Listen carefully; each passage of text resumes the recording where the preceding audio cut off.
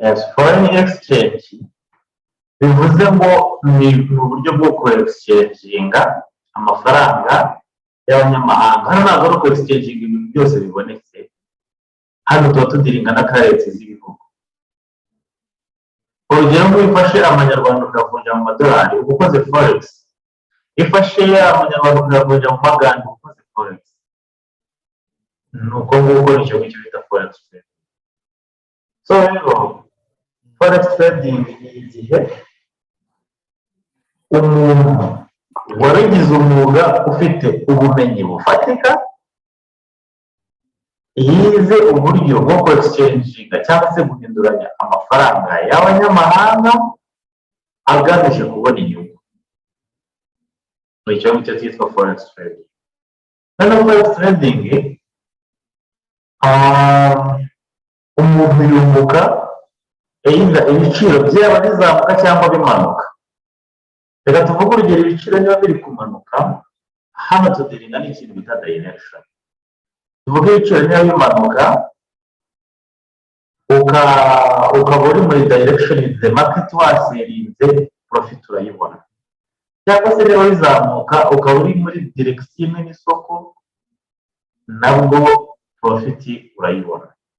Ariko bisaba kugira understanding na skills ziremereye cyane. Rero bisaba kwiga biremereye cyane kugira ngo ubashe kumenya. Noneho aha ngaha bavuga about forex trading, you have the ability to make a profit when the price both rises and falls. Ibiciro by'abantu byaba bimanuka, forex trading irakorwa bigakunda.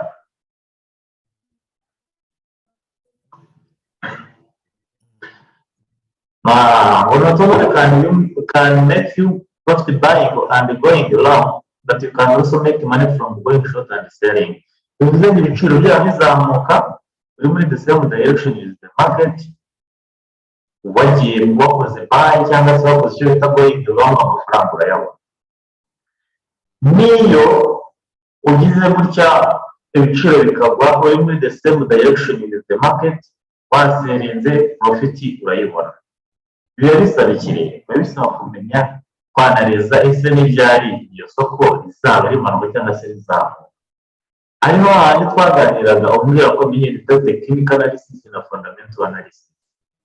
Kubera ko tuba tudiringa na economy, ikintu cya mbere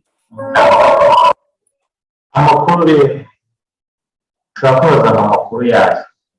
Iyo interest rate zizamutse hakaza n'ibyo bita employment change, ibintu nk'ibyo ni uburyo buri fundamental bwo kumenya se mu gihugu runaka ikonomi yayo ikuvariye gute, irahinduka gute. Iyo ubashije kwanariza mu buryo buri fundamental, ushobora kumenya niba ikonomi y'igihugu runaka kigiye kuzamuka cyangwa kikagwa, kuko ayo makuru barayasohora. Bakunda kuyasohorera kuri website bita investing.com cyangwa se bakayasohorera aho bita kuri forex factory calendar. Abantu rero bahisemo gucedinga fundamental bakurikira amakuru, ariko nk'abantu bahisemo gukora technical bakurikira amacati. Ibyo tubona ku macati urugero ni nk'iyo ngiyo hano. Mbega cati nizo zigenda zitanga. Exact. Hariho n'abacuruza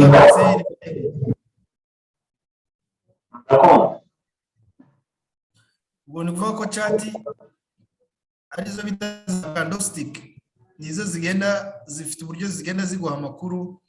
Exactly. Uko igiciro niba cyazamutse niba cyamanutse.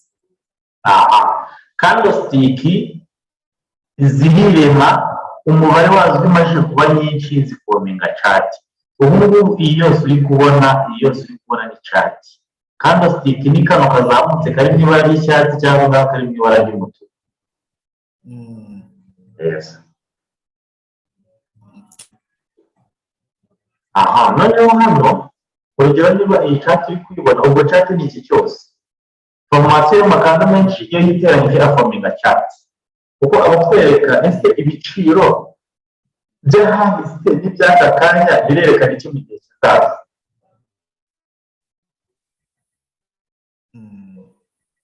Nuko forex ikorwa ureba past price cyangwa se ibiciro byahose ukabigereranya n'ibyo ufite muri present bikaguhereza future price. That's why habaho izi chart. Ugasanga hano hasi turi kureba niba uri kubona iyi kasa yanjye ahantu hasi ushobora gusanga nko mu kwezi kwashize, ugasanga nk'uyu munsi turi hano, bivuze ngo ukompeyaringa ibyashize ukabigereranya n'iby'uyu munsi upredikitinga future price. Nk'umuhanda uri kubona hanze muri turere tugomba guhera, bivuze ngo niba winjiye ugakora banki urabona ko kuva hano isoko ryagiye rizamuka. Wenda reka nze mwere gatanu nkoresha kugira ngo kabone.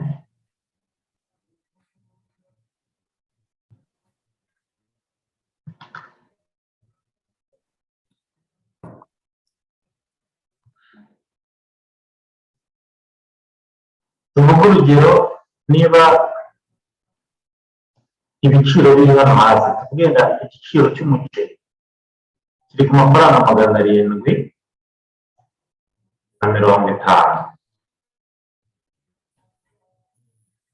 None amafaranga 750 nikiramuka kizamutse kikagera ku mafaranga 950 yenda urugero hano hejuru,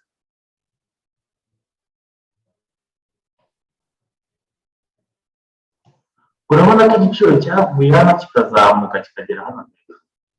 Iyi price runaka. Ibi ngibi bishatse kuvuga ko njye nk'umutrader naba nsa nkaho naguriye ikintu wa muceri kuri 750 nkawubika, igiciro cyagera kuri 950 nkawugurisha.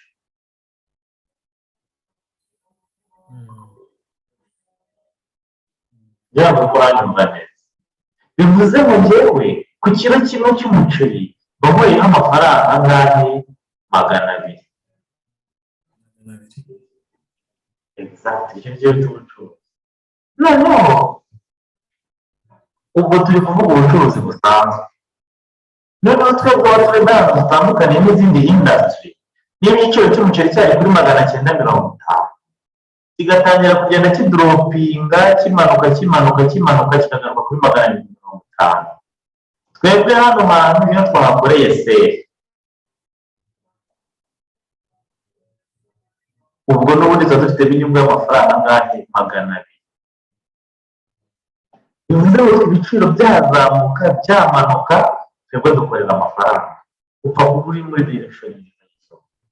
Haba prices itaba dukorera amafaranga, haba inflation itaba dukorera amafaranga, haba inflation itaba dukorera amafaranga.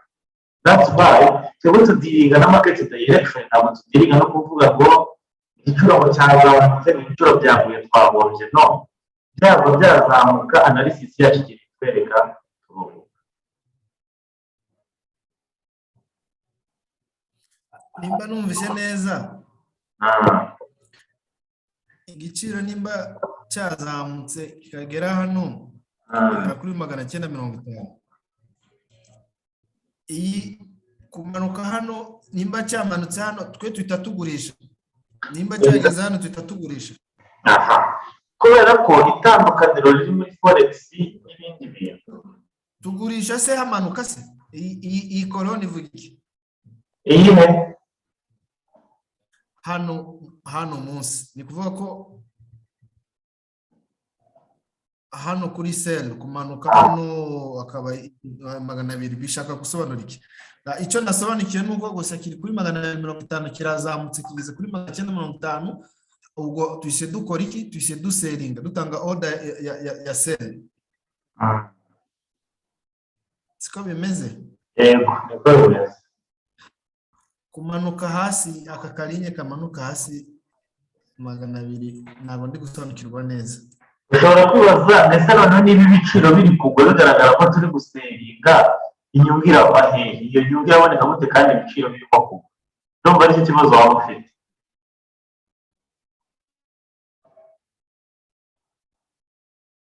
Ntabwo ndi kukumva neza. Ndimo ndavuga ni gute igiciro cyaba kirimo kugwa ugasanga uri mu nyungu? Ndakeka ari byo nkaba urimo kumbaza. niko narimo hariya hejuru kuri sel harakara karinye kamanuka ubwo washatse kumbwira yuko igiciro cyarimo kimanuka yego kiri kumanuka 200. Ibyo nibyo nashakaga kugira ngo menye ese nimba kiri kumanuka ari 200 ni ryari batanga order uko cyazamutse cyangwa na order bayitanga uko cyamanutse. Okay, nibyo rero bisobanura hano niho forex itandukanye n'ibindi bintu byose. Kanze mu urugero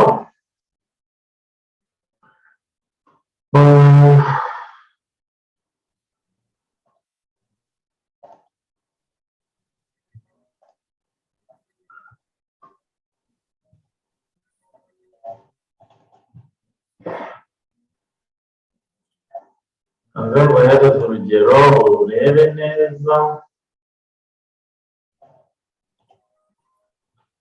Reba hano twebwe abaturage ntabwo tubungukira ko ibiciro biri kuzamuka cyangwa biri kumanuka. Twebwe abaturage twungukira aho isoko ririmo kujya. Reka nzenda kugusobanurire neza mpita mwumvisha itandukaniro riri hagati ya forex n'izindi industry zose zibona. Buriya ndakeka nk'umuntu arambuye yenda nk'umuceri kuri 750 ibiciro bitangiye kugwa si yahomba. Ariko reka nkwereke icyiza cya forex. Forex twabonye ko ari foreign exchange, ni uguhinduranya ibintu. Siko bimeze?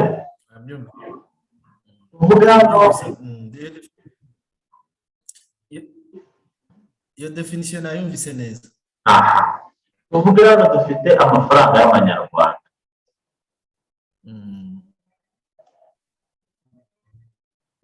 Hano tukagira amafaranga y'amadolari.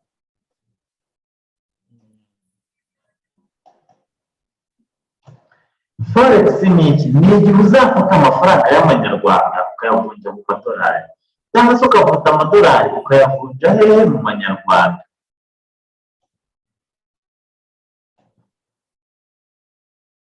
Exactement ikintu ku cyuma. Ufashe amafaranga y'amanyarwanda ukayavunja mu madolari cyangwa se amadolari ukayavunja mu manyarwanda. Exchange. Niba rero idolari amafaranga rero tuvuge 1000 y'amanyarwanda. Ahwanye n'idolari rimwe. Sibyo?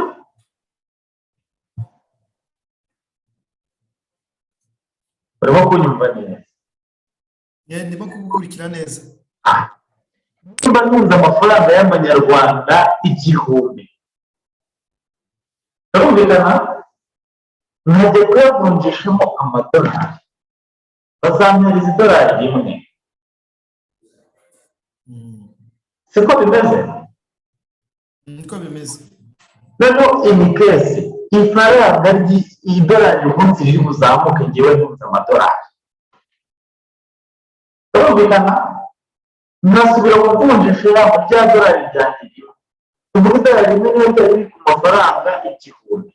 Rikazamuka rikaba rigeze ku 1050. Ubwo nijya kugurisha amadolari nzunguka tariki cya 50 mu manyarwanda.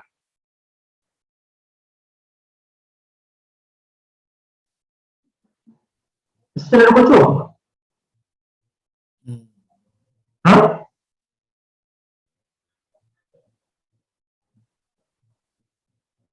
Tuvuge idolari niba rigeze ku 1050.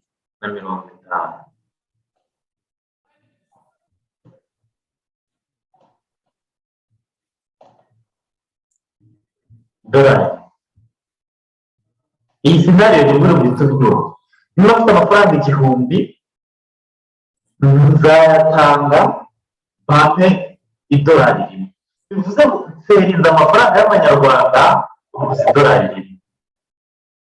Icyo kintu turacyumvikanye. Noneho mu gihe cyo kuba nserinze amafaranga igihe nserinze amanyarwanda yanjye nkabona amadolari none imikasi nguma y'idolari ryanjye rimwe turumvikana bikarangira idolari rizamuye agaciro rigabana n'amafaranga 150. urumva ngiye ku mafaranga nsubira kuvunjira ku isoko ryo kuvunjisha bazampa 150. urumva ntazaba nungutse amafaranga 50 y'amanyarwanda.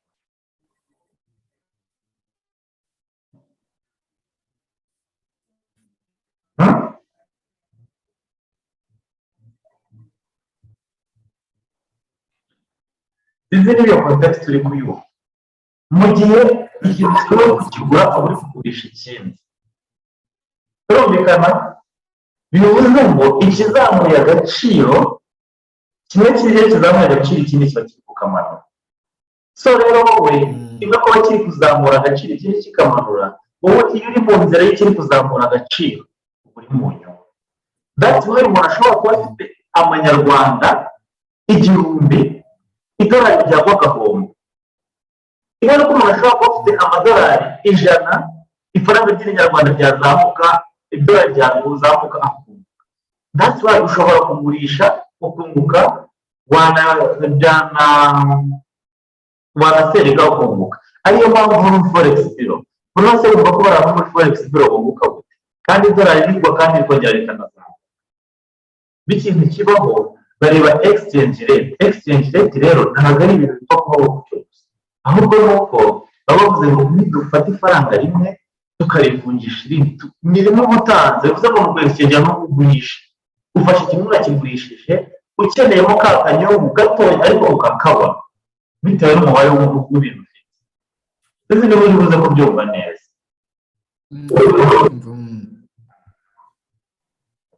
hano ariho hahandi nakubwiraga hano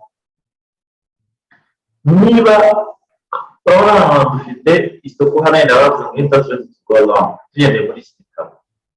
niba wowe winjiriye hano idolari riri ku mafaranga 1000 sibyo rikazamuka kuva hano rigenda rizamuka rikagera ku 1020 rikazamuka rikagera ku 1030 rikazamuka hano rikaba rigeze ku 1050. wowe uriye hano bizajya kugera hafite inyungu y'amadolari angahe? iy'amafaranga 50 uri kunguka hano hejuru. turumvikana akazi gukumva neza. kureba ko ufite amafaranga y'amanyarwanda ukagurira amadolari hano idolari rikazamuka rikagera hariya uzaba uri kunguka. sibyo? nibyo. rero turebe n'ibyayo n'uko uzaseriye ukuntu. kuba ufite amanyarwanda ukagura amadolari byazamuka ugatangira kujya mu nyungu. turumvikana? igihe uzaba uri hano turumvikana tuvuga ufite idolari rimwe turumvikana riri kugura 150 uyifite ari idolari rimwe. siko bimaze wowe idolari ryawe rimwe nuritangira hano bikaguma bimanuka bikava ku 1050 bikaza ku 1030 1020 1000 hano gutya uzagera hano n'ubundi uri kunguka amafaranga 50. sinzi niba context uri kuyumva. bikagenda bimanuka. yes urumva uko amafaranga y'amanyarwanda ari kugenda amanuka wowe ufite idolari rimwe n'idolari rimwe wowe urifite warariguze reka tugenda warariguriye ku 1000 sibyo ukayigurishiriza ku 1050 uri mu nyungu. kandi niba ufite hano amanyarwanda hano tuvuga ufite amanyarwanda 1050 ugategereza bya dolari bikagaruka ku 1000 urumva uhita uri buri gihe ugasigarana muri pocket 50 nubwo ibiciro byaguye ifaranga rimwe ariko wowe uri mu nyungu kubera ko wowe uri ahandi hantu hejuru hashoboka.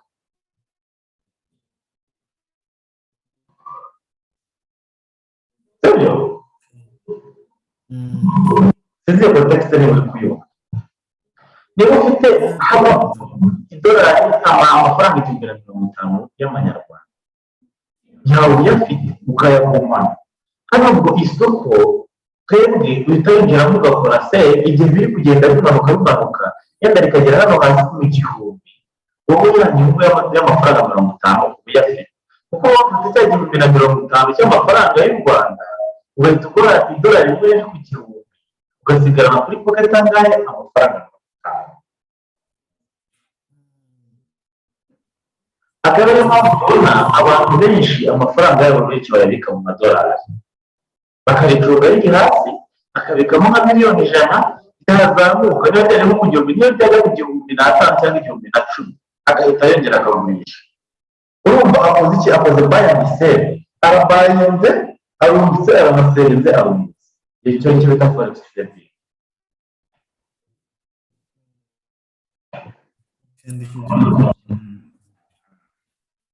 kumva iyo fenomene. Aha, noneho candlestick ni interpretation, kwerekana uko ibiciro byagiye bihindagurika. Ntuzite ku mabara, ushobora kugera gusanga umuntu ukabona ko yakoresha amabara y'umukara, ndakoresha biterwa n'amaso yawe nyine amabara rero ntagire. Nk'ubu hano mu gitabo n'abakoreshaga icyatsi n'umutuku, niba ubireba neza hari candlestick zikoma zishorerekanye ziguma zizamura ibiciro hejuru, zipusha ibiciro hejuru. Izo candlestick niba uzireba urabona zisa gute, tuvuge turi hano hejuru yacu ni hano, hari pushinga ibiciro hejuru, pushinga hejuru, pushinga hejuru. Urimo urabona izo candlestick zifite rimwe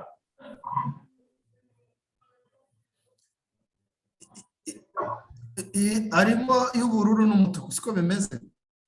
ni icyatsi n'umutuku. Amini icyatsi n'umutuku. Yego. Urumva harimo bullish akaba harimo na bearish. Cyane rwose. Iziri bullish n'abandi zirasa gute, iziri bearish n'abandi zirasa gute?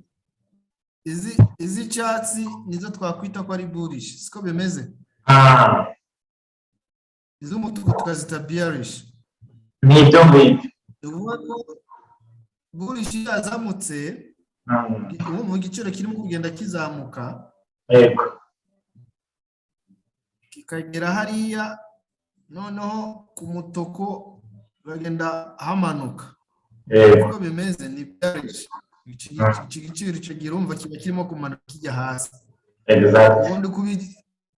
Ndi kubihuza n'amatereme kugira ngo wenda tubashe kujyana ahari sinzi. Ku byo umaze kikamanuka gutyo. Urumva ariko ntabwo ndasobanukirwa rero kujyanye n'aka candlestick ukuntu kaba kameze, kuko ari dufite udukoni gusa niko wenda ashobora kuba ndimo kwihuta, ariko iyo umaze kunsobanurira ni fenomene y'uburyo igiciro cyazamutse cyagera hejuru kikamanuka, niyo kimanutse kimanuka wunguka. Exactly. Ibindi twagira tubibona hasi. Niko ndimo kwihuta kandi ngira ngo umenye psychology behind y'isoko, naho ibi ngibi wabisoma n'umunsi umwe ukabirangiza. Ugomba kumenya psychology y'isoko. Isoko ibiciro by'abantu bakunguka, yazamuka abantu bakunguka, iryo soko ni bwoko ki? That's why wongera ngo usobanurire impamvu. Okay. Ubwo twakomeza.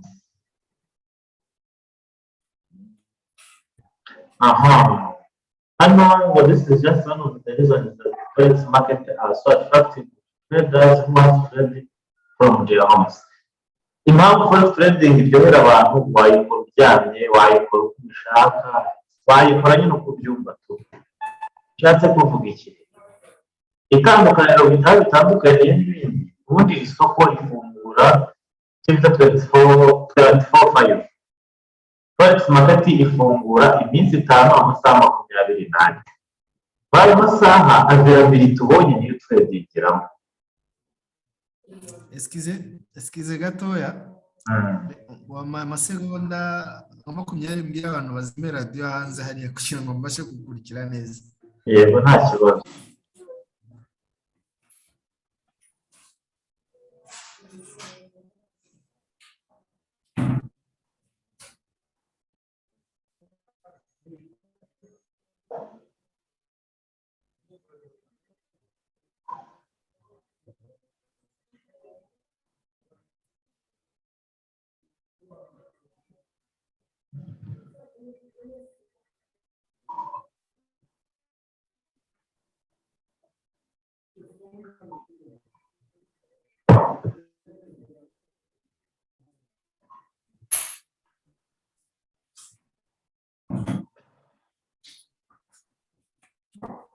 Okay. Barimo igipango baba barimo bacuranga bigatuma ntari kumva neza.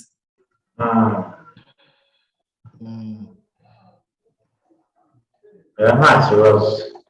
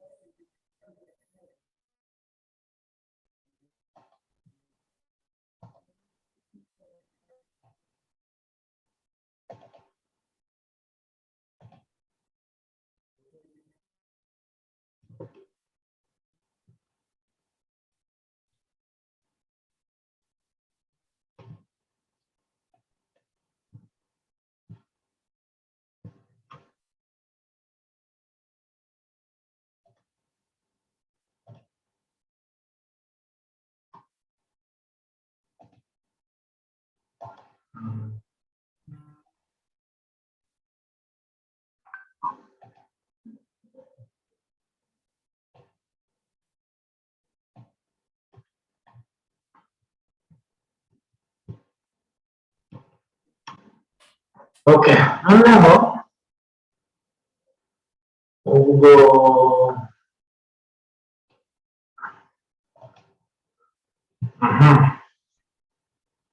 twari turi hano mu ijoro, tuba turifashe kino gitabo gifite kugira ngo mwereke ukuntu ibintu bimeze.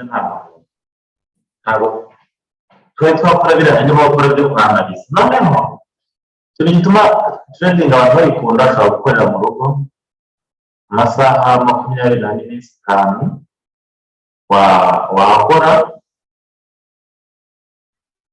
uvuga ufite interineti, imashini cyangwa telefone. Ikindi hano muri izi leverage to trade right position is a small investment. Muri iyi ndashobora gushora amafaranga make ashoboka bitewe na skills ufite akaba yaba menshi, kuko usanga hari ushobora gutangiza $1, $10, $100 bisaba nyine kuba ufite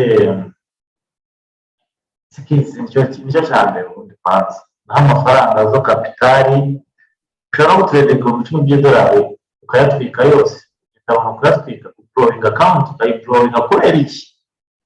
Kubera ko nta skills, zama skills zo zibanza. Noneho for finance trade many setups as there are many different forex pairs ubwo turagitrade ikintu bita pairs mu gihe once you have ikintu bita terminologies.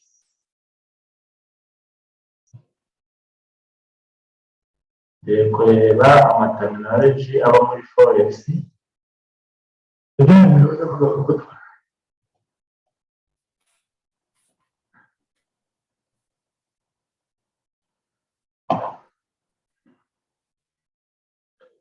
kuri ikintu bita terminologies cyangwa reka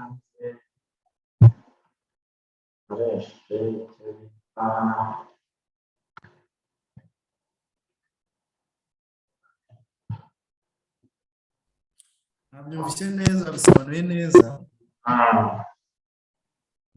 Bisobanuye neza, nabyumvise. Ni gutuma numva none logique neza.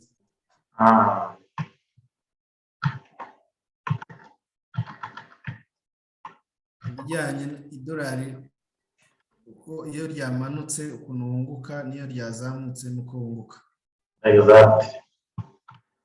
Ako kantu kahise gatuma njya ku murongo neza n'ibyo umaze gusobanura.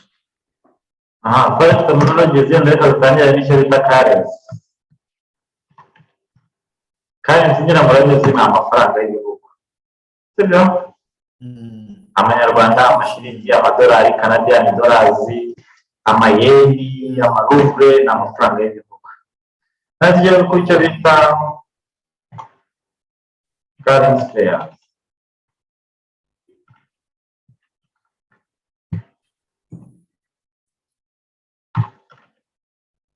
Currency pairs rero ni iki? Ubundi pair. Pair, ikintu bita pair, ijambo pair, ndakeka kubizi, pair ni ibintu bibiri bijyanye. Niba ufite urugero nk'amasogisi, sogisi ziko aba ari pair, aba ari iby'ibumoso n'ibyo bita pair. So rero pair ni igihe ufashe currency imwe ukayihuza n'indi in terms of exchange. Tuvuge niba ufite USD,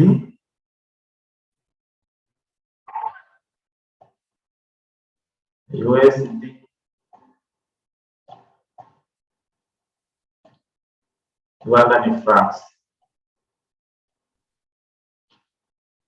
ukabona bashyiraho igihumbi gutya, babivuze ngo idolari iyi ngiyi ni currency pair. Iyi pair bivuze ngo idolari riri kuvunjwa mu manyarwanda, idolari rimwe riri kuvunja amanyarwanda igihumbi. Twumvikanye? Iyi ngiyi niyo bita currency pair. Iyi currency y'imbere ni iri kuvunja iy'inyuma, biri kuvunjwa muri iyi nyuma. Bivuze ngo iy'imbere ibi bisobanuye ngo idolari rimwe riri kuvunja amanyarwanda icyo bishatse. Ndi kubyumva. Exactly. Noneho niba turi kuri currency pair, muri currency pairs habamo ibice bitatu. Tugira 3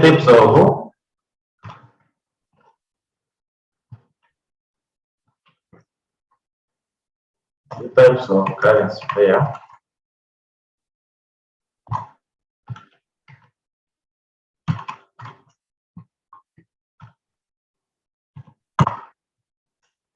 Iya mbere bayita major pairs.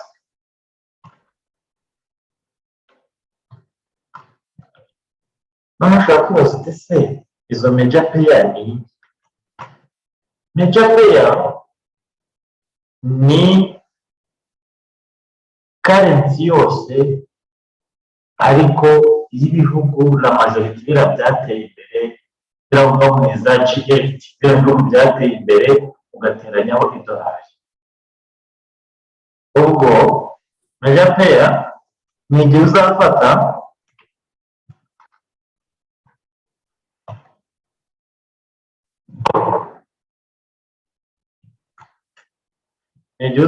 currency of developing countries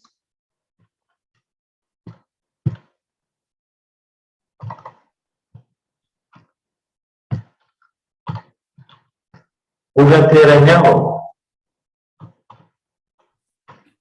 USD. Currency of developing countries, developed, not developing, developed countries, ibihugu byateye imbere. Currency of developed countries rero ni izihe? Hano twabonye ko pair ari ugufata currency ukayiteranya ku yindi. Hari Ubwongereza, ifaranga ryabo baryita Great British Pound. Nuteranyaho USD, iyi pair izaba iri major pair. Ako kantu urakumvise? Hano turi kudiringa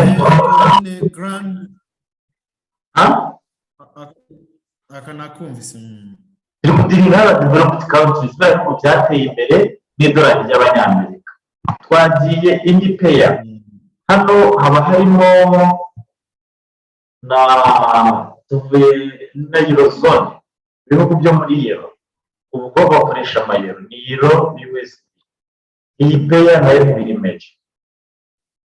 Then hakazamo like ikindi gihugu twavuga nk'ikihe, Canada, Australia cyangwa Canada. Australia bayita Audi. Leta Australia ni wateranyaho idolari, iyo ni major pair. Tugashyiramo Canada Canada pair yari banditse ngo get USD card ni idolari rifatwa mu Canadian dollar. Ikindi gihugu ni ikihe? I think na New Zealand irimo NZD USD. Iyi pairs zose ziri major pairs. Sibyo? Noneho ndani type yangu twari tubonye. Type ya kabiri rero bazita minor pairs.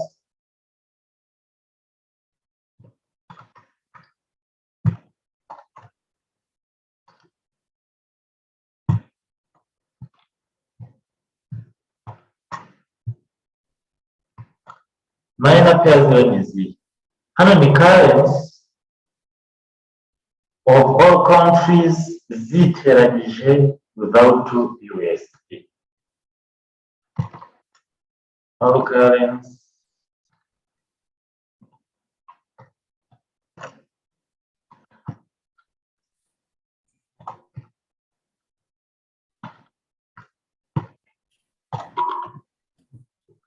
hatari nk'idolari, ubwo niyo wafata ibihugu byateye imbere ukajya uhuza amakarensi yabyo.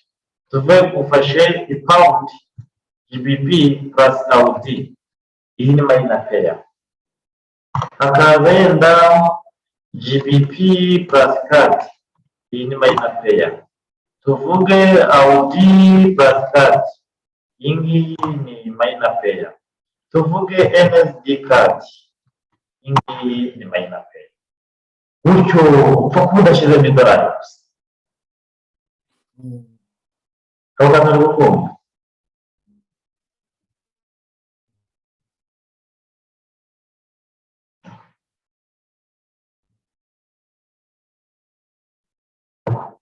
Twanyame?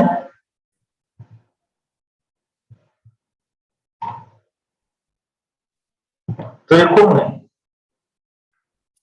turi kumwe ndi gukurikira cyane. Aha. Noneho hakaza kubaho ikindi kintu bita exotic pairs.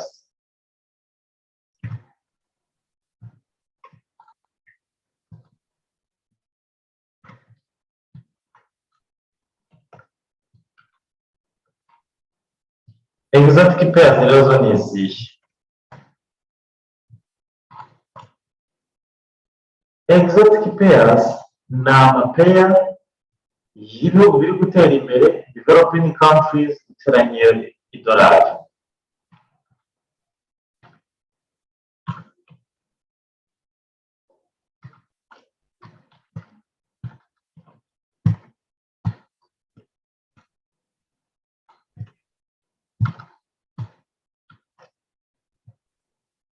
Ugahita uteranyaho idolari. Ibi ngibi ni ibihe noneho? Harazamo u Rwanda, harazamo za South Africa, harazamo za Russia, harazamo za ibihugu nk'ibyo ngibyo. Biba ibihugu byinshi cyane. Bivuze ngo nubona pair yitwa USD Rwanda ni France, uzamenye ko ari exotic pair. Nubona pair yitwa USD RUB, amarubu exotique. Nubona USD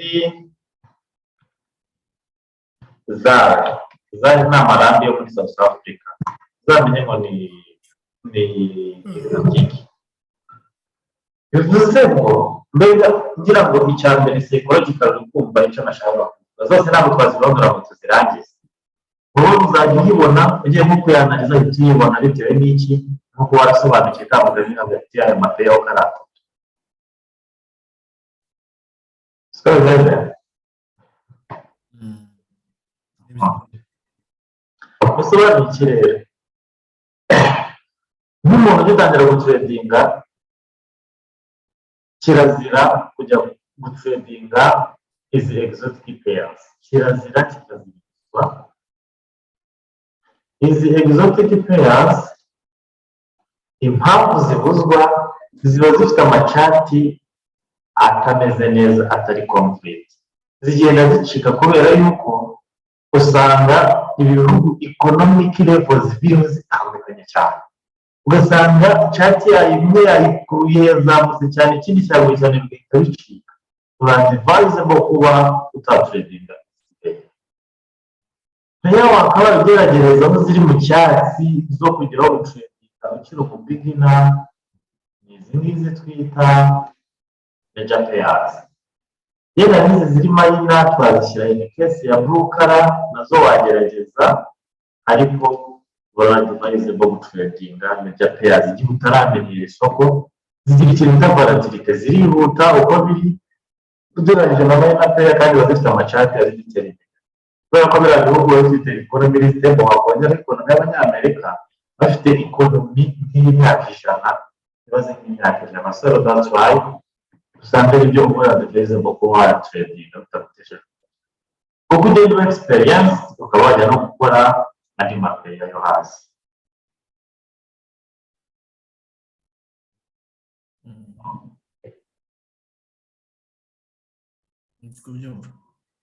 Wow. Ubwo turi kuri terminology mbaza nta kibazo. izikunda gukoresha cyane ni major players,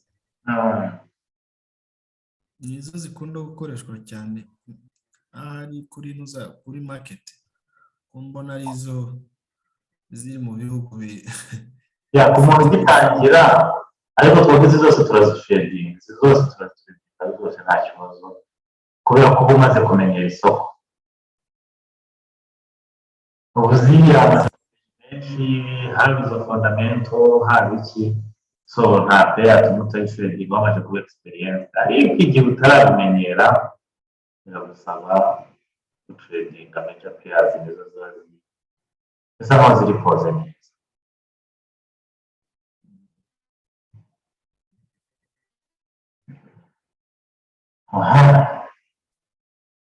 Okay. Noneho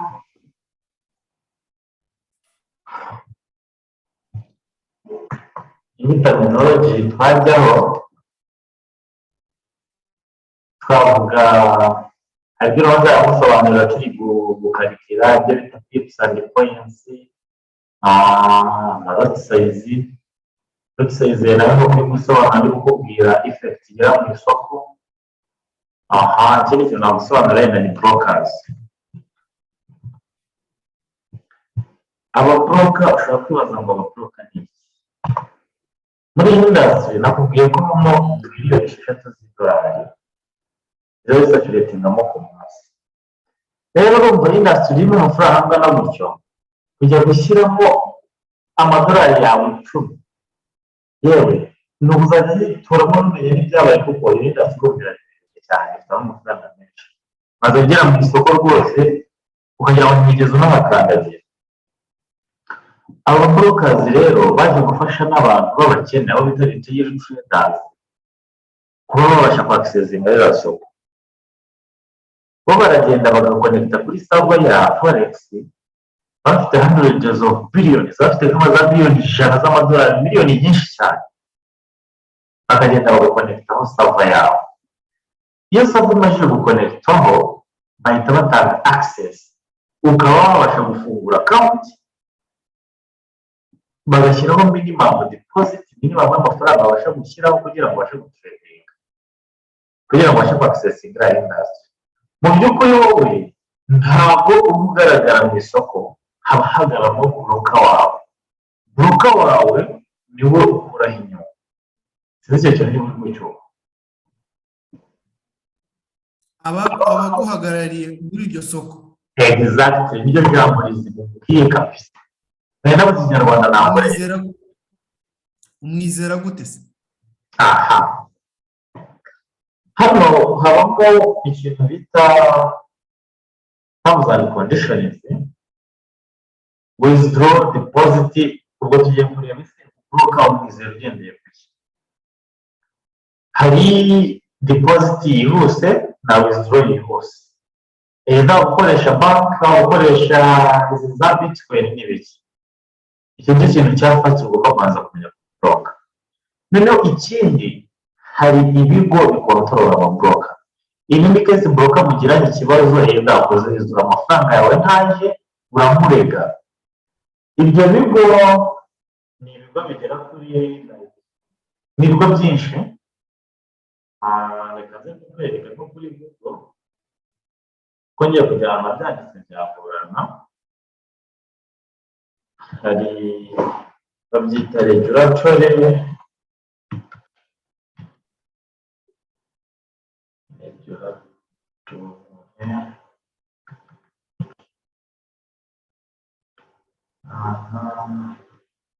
forex broker regulatory.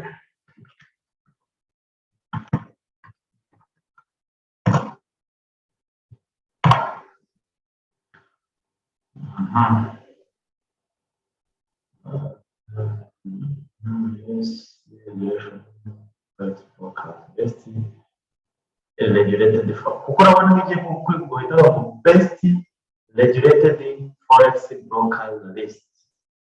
Bivuze ko hano ni ababroka baba bamaze kuba listed ko bari clear, umurega niba ari amafaranga yawe akaba yagaruzwa. So rero ibi ngibi bigenderwa kuri ibyo bigo bikomeye cyane, kubera ko iyi industry bibuke ikoreshwa mu mabanki, yaba banki y'isi, yaba banki y'igihugu, yaba izabe kubona izajya banki zose ubona mu Rwanda ziratredinga. That's why ntabwo bariya bagabo aribo bajya kwisenya. So barashyizeho ibigo bigomba gukurikirana ababroka, kandi nabo ubwabo usanga barafunguye amakonti ku babroka. So rero reka nkwereke forex regulatory organization and agencies.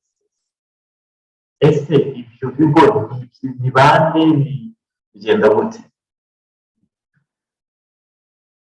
Yaba amahanga mbere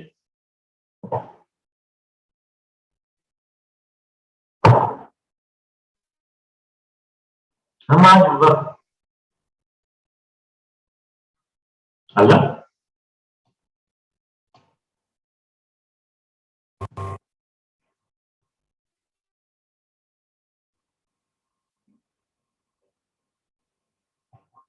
aha. Forex regulatory organization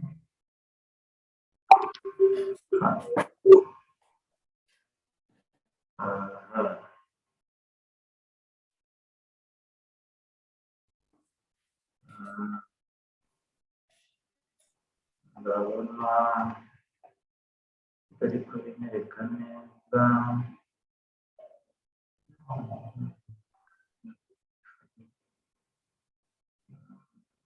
Ariko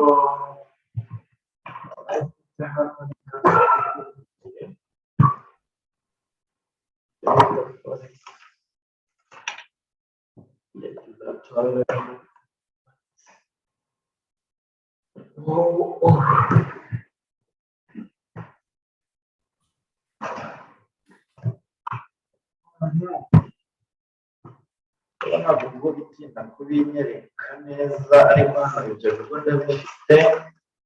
Hari nk'icyo bita nzacibwa kimwe, ibindi birahita biza yenda.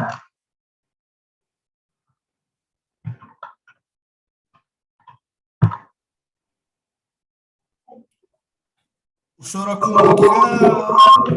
kumuhindura kimwe n'uko udashobora no kumuhindura bitewe n'uko ubishaka.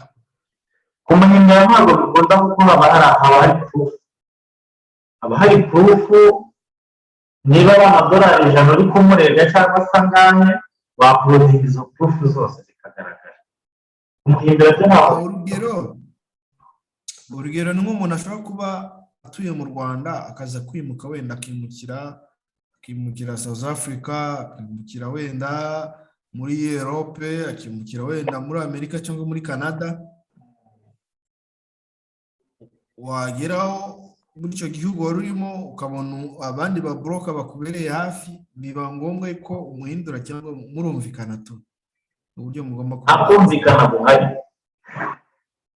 kumvikana kw'iki amafaranga aba yawe yose ushaka wayakora withdraw ugafungura konti kuri mu broker nta zindi deal mugirana wowe ukora sign up ukinjira ugakorodingaho dokima amarangamuntu byose bakapapuruvinga bakora deposit bacuruza finally umaze kubikora ushobora kubona ku gatatu cyangwa se ushaka gukuramo amafaranga yawe ukayawithdrawinga yose ugasigaza ko zero ubu byemerewe waba ushaka kumuhindura ugafungura konti ku wundi nubwo ushobora kuvangira gufungura konti kuri beka ntabwo itashimishije nkayifungisha agenda agafungura muri KCB ntabwo bari kujyana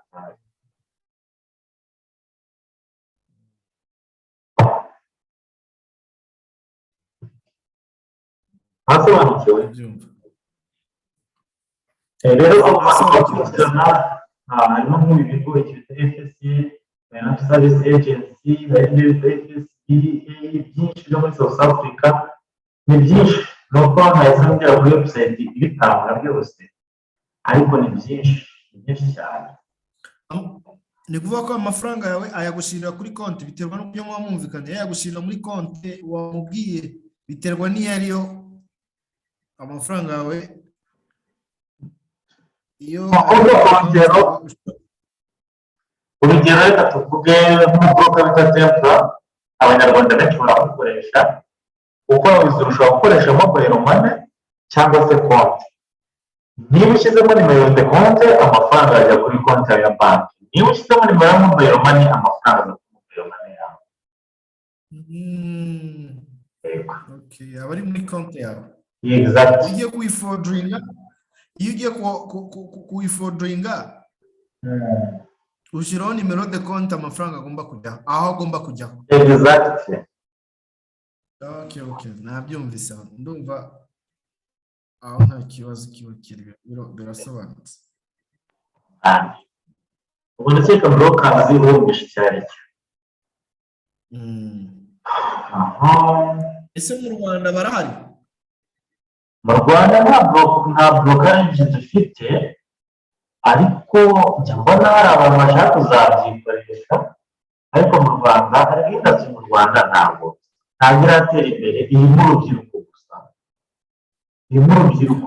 gusa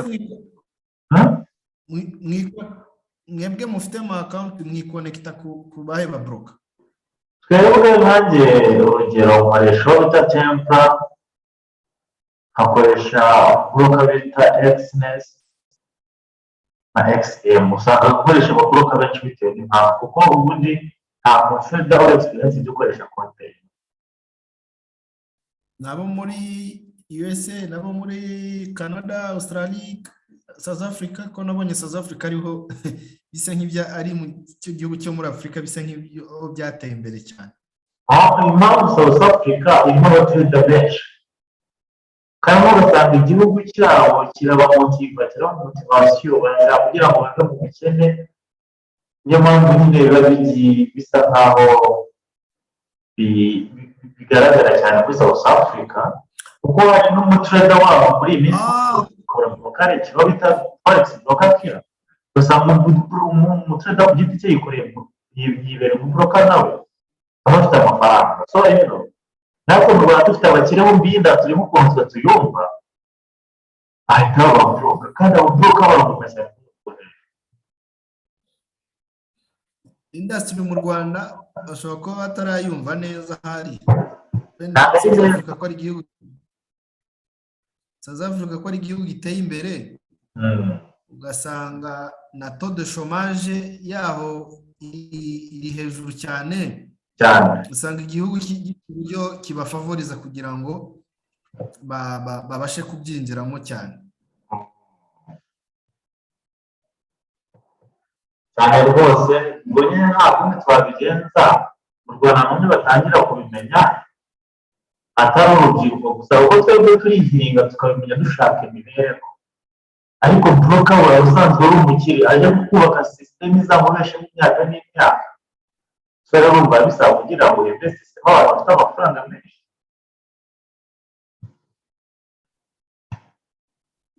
nagiye mbona kuri YouTube uburyo mu bihugu byo muri Amerika Latine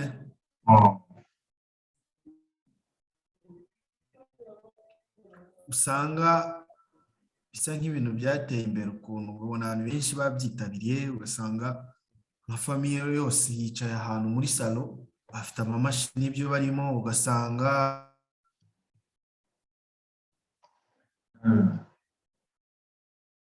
bibajije cyane, ndavuga ati ibintu kuki mu bindi bihugu nka biriya usanga babiha agaciro cyane, mu Rwanda nkabona bisa nk'ibintu wenda kuko nagerageje kubaza n'inshuti zanjye ubona ko ari abantu basobanutse, ugasanga nta nubwo babizi, ntayidafite, n'ubimubwira akavuga ati ngo yabyumvise de passage.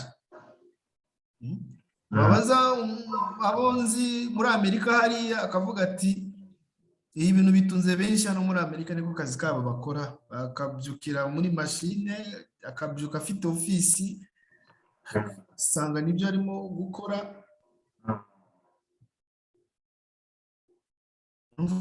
Uko bimeze, nabonye umuntu afite nk'imashini zifite screen zigera nko kuri enye ziri imbere, ari byo binarimo ariko akazi akora, umuntu abifitiye ubumenyi buhagije bufatika, ushobora kumutumbagiza bikamugeza mu rundi rwego umuntu adatekereza.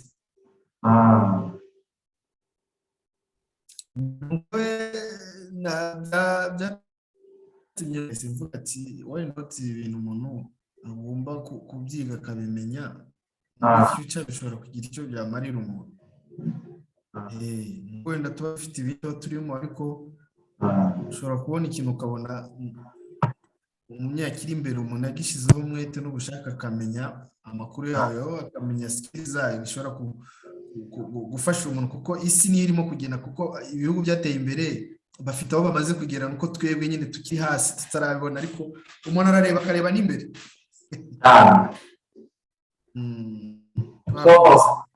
Ndabona rero fayine zengeranye kandi hari utuntu ngiye gukora, reka tube turekera ubundi tuzakomeza ejo. Oya, nta kibazo kabisa, kuko urumva cyari gisigaye ni uburyo twakwikonekita muri ubu buryo, kuko ibyo ndabona ari sawa kabisa, ku buryo n'ibindi twakomereza n'ejo tukakiserera.